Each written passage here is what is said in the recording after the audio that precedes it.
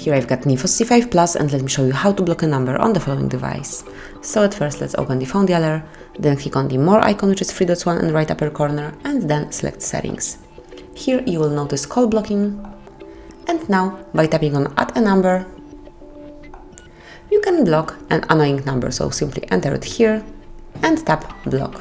So that's it. As you can see, from now on this number is blocked and he or she will not be able to reach you anyhow. You will not receive any calls or messages from this number.